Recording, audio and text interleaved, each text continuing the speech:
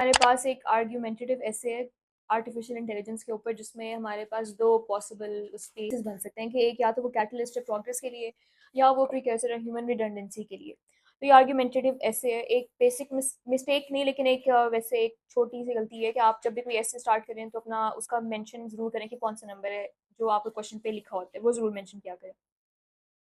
अच्छा, ये इन्होंने थीसिस स्टेटमेंट लिखा है, लेकिन थीसिस स्टेटमेंट का मतलब ये होता है कि आपने सिर्फ उसको रीवर्ड नहीं करना होता या उसको रीफ्रेज नहीं करना होता, आपने जो भी अपना स्टांस लिया उसको आपने प्रेजेंट करना होता है। तो ये बहुत एक अब्रप्ट एंडिंग है इस पूरे की, और ये सिंपल एक रीफ्रेजिंग है उस बात की कि कैटलिस्ट फॉर प्रोग्रेस है, जिसमें उन्होंने बताया कि एजुकेशन हेल्थ केयर कैसे रेवोल्यूशनाइज हुए हैं आर्टिफिशियल इंटेलिजेंस के थ्रू, लेकिन उसमें स्टांस रिफ्लेक्ट नहीं हो रहा आर्ग्यूमेंटेटिव सेंस में, जिसकी वजह से ये थीसिस स्टेटमेंट रीफ्रेज करने की जरूरत है। दूसरा ये कि हमारे पास फिर जो आपने स्टांस लिया, ऑफ कोर्स हम उसको कैटलिस्ट फॉर प्रोग्रेस ही कहेंगे, हम कभी भी एक नेगेटिव आउटलुक नहीं अपने ऐसे क्वेश्चन में देते। तो ये आपकी मेन आपके चंक जो आर्ग्यूमेंटेशन की होगी वो इस थीसिस के फेवर में जाएगा। अब यहाँ पर ये है कि आप अपने आउटलाइन को कोशिश कर रही हैं कि आप 2 से 2.5 सफ़ों के अंदर मैक्सिमम उसको समराइज करने की कोशिश करें।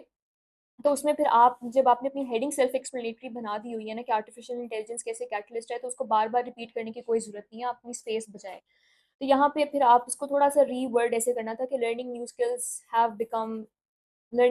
Has become a lot more easier. तो ये बहुत छोटी सी एक ब्रीफ सी आपकी एक आर्गुमेंटेशन बन जाती है इसके फेवर में।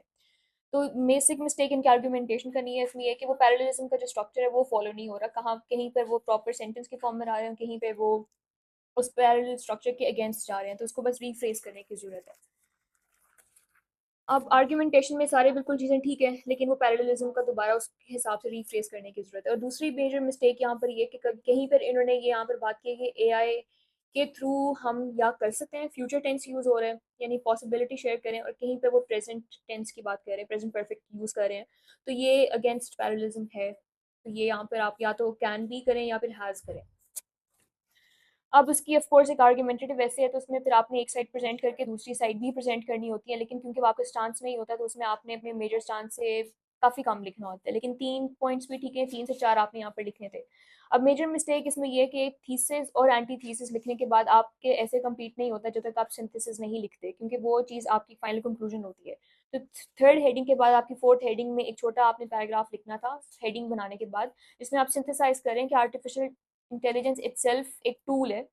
जिसे हम कहते हैं टेक्नोलॉजी इज अ टूल, यानी कि वो इन इट सेल्फ या पर से वो कोई एक अच्छी चीज़ भी नहीं है, कोई बुरी चीज़ भी नहीं, डिपेंड करता है हम उसको कैसे यूज़ कर रहे हैं। तो एक सिंपल एक छोटा पैराग्राफ आपने अपने सिंथेसिस का लिखना था, एक हेडिंग बनाकर उसकी। उसके बाद सोल्यूशंस और फिर कंक्लूजन। सोल्यूशंस उन्होंने सिर्फ 2 मेंशन किए हैं, लेकिन इसमें आप 4 टू मैक्सिमम 6 लिख दें, 4 लिख दें, 5 लिख दें, लेकिन 2 बहुत कम है।